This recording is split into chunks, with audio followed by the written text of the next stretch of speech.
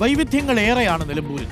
ഏഷ്യയിലെ തന്നെ ഏക ഗുഹാമനുഷ്യൻ എന്നറിയപ്പെടുന്ന ചോലനായ്ക്കർ താമസിക്കുന്നത് ഈ നിലമ്പൂരിലാണെന്ന് എത്ര പ്രേക്ഷകർക്കറിയാം? ഈ നിലമ്പൂരിലെ മഞ്ചേരിയിലാണ് അവർ താമസിക്കുന്നത്.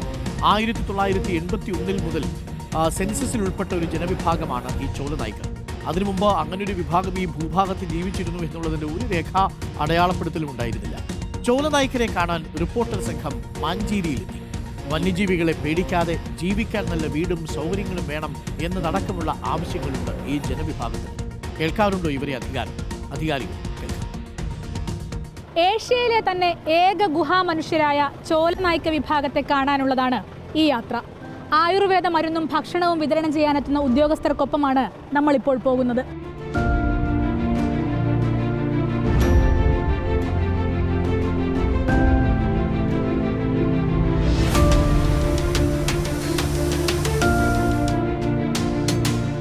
നെടുങ്കയത്ത് നിന്നും 20 കിലോമീറ്റർ ദുർഘടമായ വഴിയിലൂടെ യാത്ര ചെയ്താൽ മഞ്ചേരിയിലെത്താം.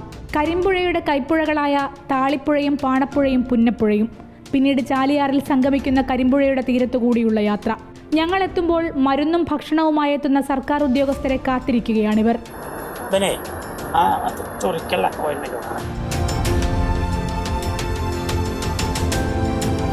പല കുട്ടികൾക്കും പ്രാഥമിക വിദ്യാഭ്യാസം പോലും കിട്ടുന്നില്ല. ചിലർക്ക് നഗരത്തിലേക്ക് വന്ന് പഠിച്ച് നന്നായി ജീവിക്കണമെന്നുണ്ട്. ഈ അടുത്ത് ഡോക്ടറേറ്റ് നേടിയ വിനോദ് അടക്കമുള്ളവർ ഉദാഹരണം. വിനോദിന്റെ അച്ഛൻ ചെല്ലന് മകളെ അടക്കം തുടർന്ന് പഠിപ്പിക്കണമെന്നുണ്ട്. എന്നാൽ സുഭാഷിനെയും സണ്ണിയെയും വരുണിനെയും ബാലനെയും പോലുള്ളവർക്ക് കാട്ടിൽ തന്നെ താമസിച്ചാൽ മതിയെന്നാണ്. മകനാ വിനോദ് അല്ലേ? വിനോദ് കുറേ പഠിച്ചു മിടുക്കനായല്ലോ. സന്തോഷമുണ്ടോ? സന്തോഷം. ബാക്കി ആരും പഠിക്കുന്നില്ലേ? അതൊക്കെ പഠിച്ചു 10ാം ക്ലാസ് വരെ പഠിച്ചൊക്കെ നിർത്തി. അതെന്താ നിർത്തിയേ? എന്താണെന്ന് അറിയില്ല, കുട്ടികൾ താല്പര്യമാണ്. പിന്നെ ഇളയ മകള് പഠിക്കുന്നുണ്ട്. ഏത് ക്ലാസ്സിലാ? +1 കഴിഞ്ഞു. ഇപ്പം ഞങ്ങൾക്ക് പ്രശ്നം എന്ന് പറഞ്ഞാൽ വീടിൻ്റെ ആണ്. ഞങ്ങൾ സ്ഥലം അളന്ന് തന്നിട്ടുണ്ട്, പക്ഷെ അവിടെ വീട് വെക്കാനാണ് ഇപ്പം.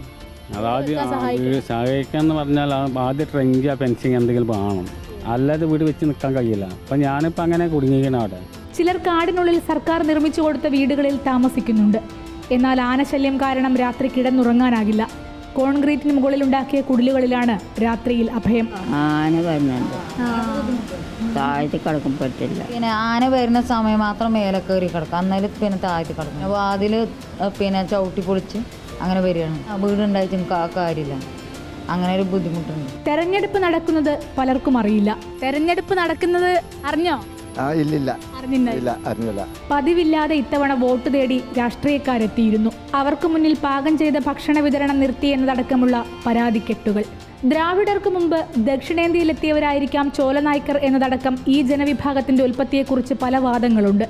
പശ്ചിമഘട്ടത്തിൽ ഇനിയും ശാസ്ത്രലോകം തിരിച്ചറിഞ്ഞിട്ടില്ലാത്ത സസ്യങ്ങളെയും മൃഗങ്ങളെയും കുറിച്ച് ഇവർക്കറിയാമത്രേ. താല്പര്യമുള്ളവർക്ക് പഠിക്കാനാകണം. ആവശ്യക്കാർക്ക് നല്ല വീടും തൊഴിലവസരവും ഉണ്ടാകണം. കാട്ടിൽ കഴിയുന്നവരുടെ ഭക്ഷണവും മരുന്നും മുടങ്ങരുത്. അല്പനേരം ഇവരുമായി സംസാരിച്ചതിൽ നിന്ന് മനസ്സിലായ കാര്യങ്ങളാണിവ. 2011 സെൻസസ് പ്രകാരം 124 ചോലനായ്ക്കരെ നിലവിലുള്ളൂ. അവരെ സംരക്ഷിക്കുന്നത് അത്ര പ്രയാസമുള്ള കാര്യമാവാനിടയില്ല.